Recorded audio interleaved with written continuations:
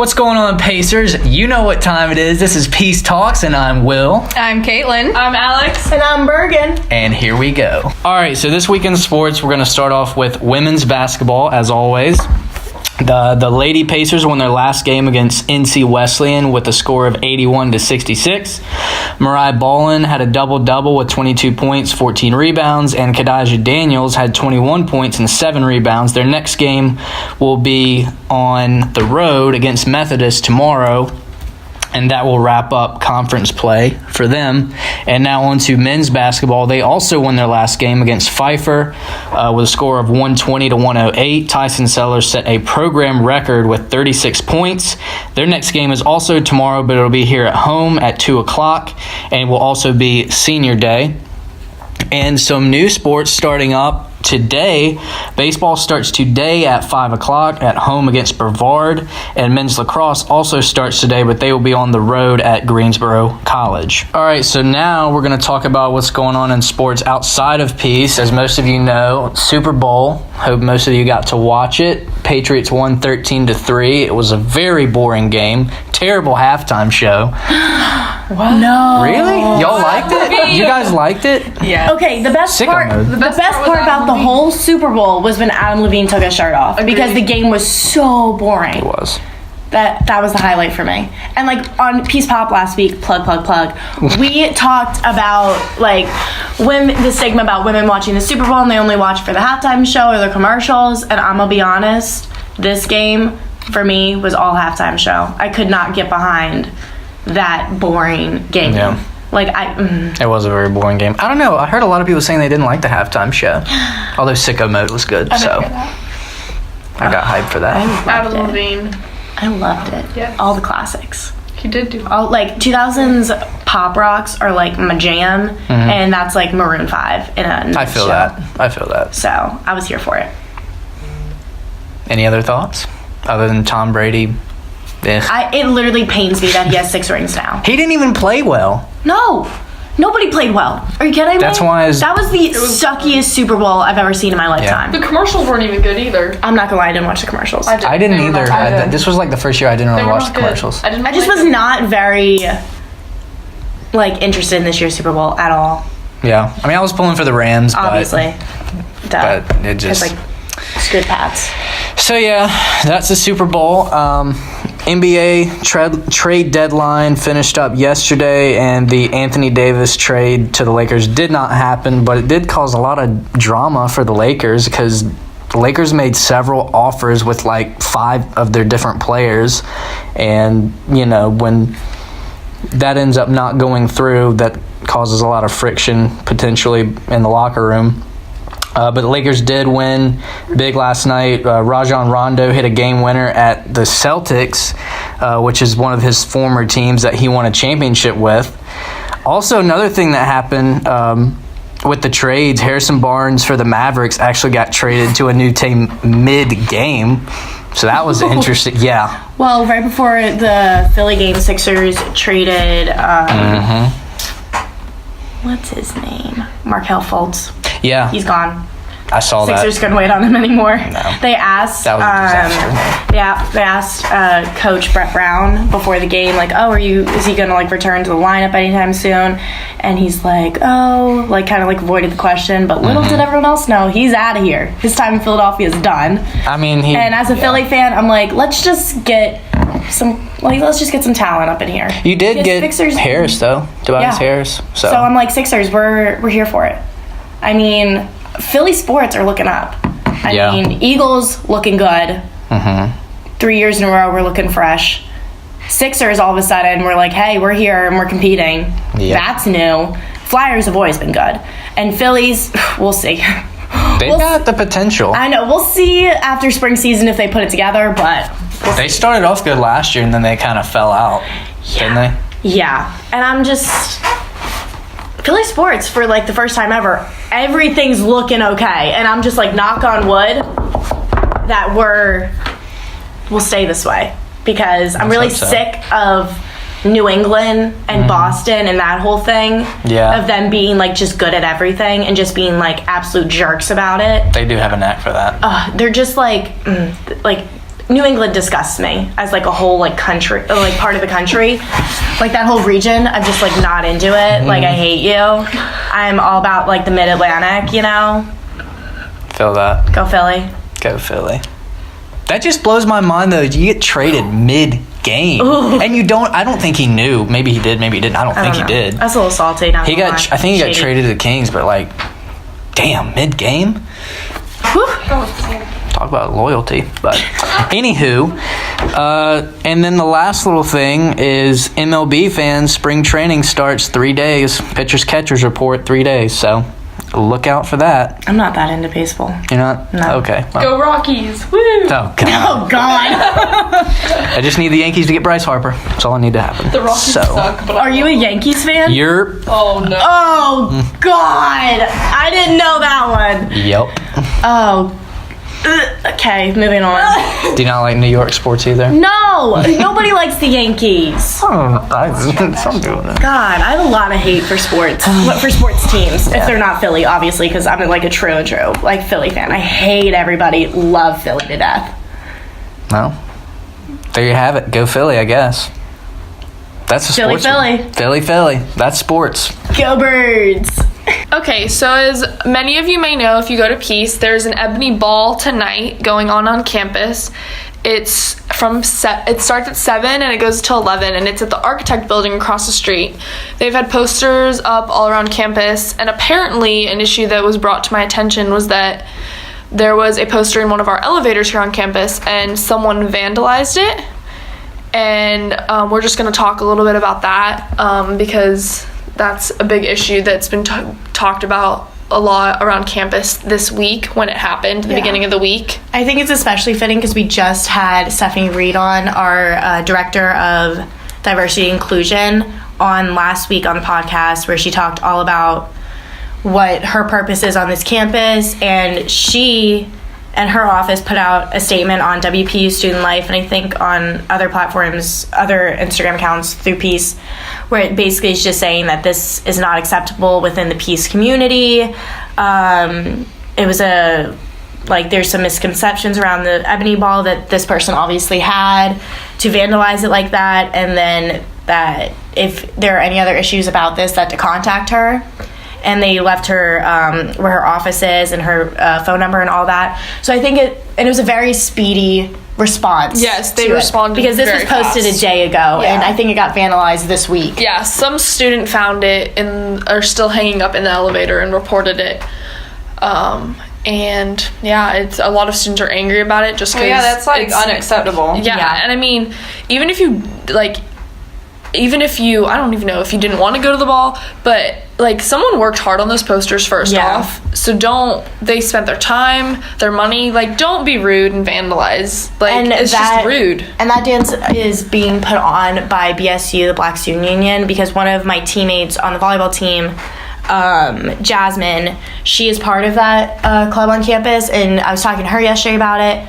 Well, about just like the ball in general, and how she's like super excited, and that they put all this work into like organizing this. It's supposed to be really cool. Yeah, and I think it's just disheartening because we just had Stephanie Reed on last week talking about lifting up minorities and like this being put on by BSU. Like that's their whole purpose is to lift up that minority on our campus. So I just think it's disheartening that after all this progress that we've had with adding the Office of Diversity and Inclusion and like talking about this and having more conversation, that people are still having, or like that people still feel like to do something like that. Yeah, that's really low. I get that everybody has their own opinions about stuff, but you don't have to. That's like really childish. And well, if you have an issue, just go to the student involvement, or just don't go. Just don't go. You don't have to participate. But if you have that big of an issue with it, go to talk to someone. Don't vandalize something that, like, it's just And if you don't agree with it, like, you don't need to make a comment on it. You don't need to do anything about it. You don't need to go. You don't need to support it. You don't need to do anything with the event. Just let the event be the event. Yeah. Be mature about it, which brings us to our next question, which Andre has. Will we ever achieve equality? Because people talk about how much progress we've made in the world and all the groups came about trying to fight for their rights, which is just in their own right, of course. But is there ever going to be a state where we have full equality amongst everyone? I can speak from like the women's perspective of that inequality.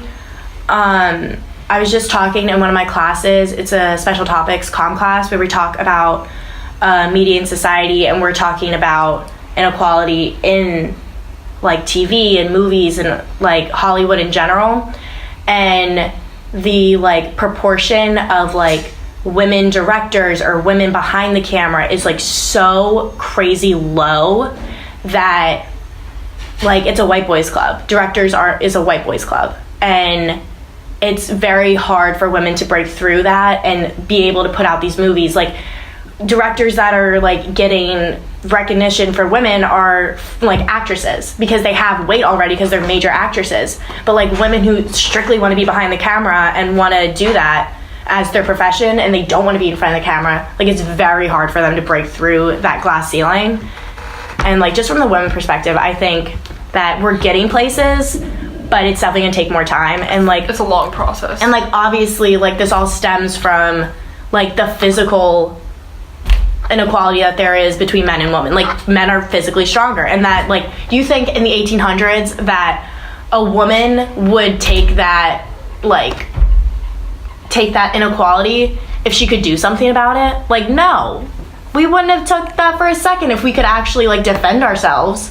But no, because the physical like inequality, we had to wait so long because all these women had to come together as one, because it's just very hard to like get over that hump. It's a long and I think we're breaking glass ceilings as women, but it's gonna take time, and like we're bridging that wage gap, we're bridging like equal representation in the workplace, and like more representation in higher up leadership roles like CEOs, CFOs, like all those types of things. Like we're breaking those glass ceilings, but it's slow. Speaking of the women's perspective on it, did you see how many, I don't know if you watched this, probably not, I was probably the only college student, but the State of the Union address, did you see any pictures or whatever of how many women were there? I did not. Like it was crazy. Was it really? It was pretty cool to see all the women representing. I think this whole like women's movement is amazing. Mm-hmm. But I also think that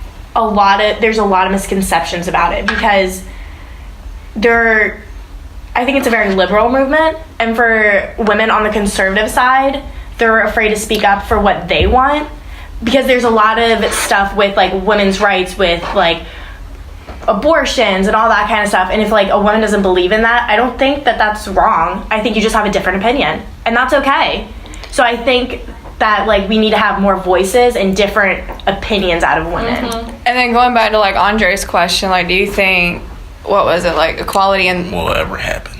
Yeah, I don't think as much as I would love everybody to just like have equality, I don't think it would happen, just because of like what you were saying. Like you have like the conservatives and you have like the liberals. Yeah, well, different people with different opinions. Yeah, and everybody has their own opinion, which is fine. Yeah, but depending on what side you're on, something's going to lack. Like you're not all going to be on the same page. Yeah, which is someone's fine, always, but and someone's always going to have the power. Mm-hmm. And that's sad to say that we won't achieve perfect equality, but I think that's realistic. Like I don't think anyone, well, I'm just speaking from my perspective, but I don't think I could ever see a world. I would love to, don't get me wrong, I would love to, but I don't think I could ever see a world in my lifetime at least that everything is perfectly equal. And how would you define like perfectly equal?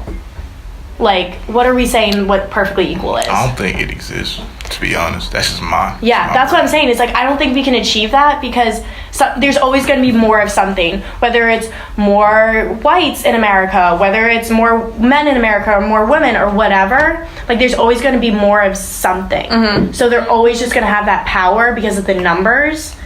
And then there's always like money behind it and like politics and all that. Yeah, that's what I was going back to, is like politics. As long as you have like differences within the government, and stuff like that, like the whole country is going to be that way. Yeah.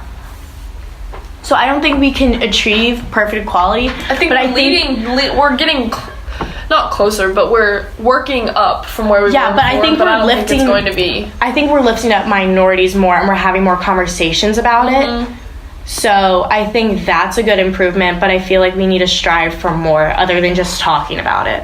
Like, talking about it is awesome, and having that conversation and like having that uncomfortability like kind of go away a little bit, and just be more comfortable about talking about, let's lift up minorities, let's lift up women, let's do all this. But like, when are we gonna actually start doing it? Because we have all, like, I love seeing these women's marches about like doing what you want to do and everything, but like, where's the change though? You know? I think there's a ceiling. That's maybe why. Oh yeah, for sure. Like, women have all these glass ceilings that we need to break through, and like, so do minorities, and so do all these other like marginalized groups. But like, what are we gonna, like, because it is a smaller group of something, you like, your bark is only so big, if that makes sense. So like, when you're outnumbered, like, what can you do? Like, I don't know what to do. And then going back to talking like the ebony ball situation, with the poster, it's like, you think with our generation, like, there's gonna be something that's gonna be positive, like, because it's like, we kind of want to see equality more, especially at our small campus. Exactly. And so, and then we're right here where all the protests and rallies and stuff go on, and so you feel like empowered and motivated to go out there and like change the world and stuff. And then like an incident like this happens, and it's just like, like, I thought we were over this. Well, it was something, especially in our generation, something that was a positive thing. Like, it wasn't something that was making. It was just lifting. It was another a marginalized group up, and just having like an event for them. Like, what's wrong with that? Other people were invited too. Wasn't? So that's we have like a couple of our freshmen on the volleyball team that are going that aren't African American, but like, it's for everybody. Like, it's just a sponsored thing by BSU. Like, what is so wrong with that? I don't understand what made someone vandalize a poster in an elevator. Like, what is so bad about a school-sponsored dance? And I don't know what I don't know what was put on it either. And I'm like, if we find that out, we might get more insight on what was written, but I don't know what was on there. But I think in our generation, what I was heard, it wasn't good. It wasn't good. But I think like millennials and Generation Z, like, we want to see that, like, those gaps bridged, and those like more unity and like more like fluidity of like acceptance, and like, you don't need to agree with everything, you just need to respect it. Yeah, exactly. So I'm like, I thought we were a generation of respect, and then we have an incident like this on our campus, and I'm like, and it's like, are you not big enough to just voice your opinions, and rather you have to be a coward and vandalize something? What? So just from like me personally, I love equality. I wish the world had more equality in it. I agree. But I can do what I can to help situations, and like, I think that's what's cool about having like the podcast on campus like this, is because we get to sit back and we get to talk about like what went down, and then like how we reacted to it and everything. So I don't know. I'm trying to do my part with equality in the world. And there will be a story on the Peace Times Online coming out about the Ebony Ball for more details if you're interested. So that will be coming out soon next week with some interviews and more insight into what happened exactly. So keep an eye out for that if you're interested.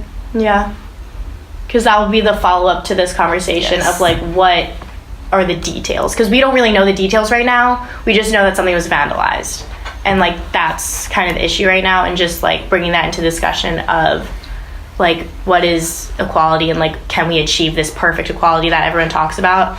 So and that's the end of Peace Talks this week. Thank y'all for coming in. Follow us on social media at The Peace Times on Instagram, Facebook, and Twitter, and Snapchat. And peace out.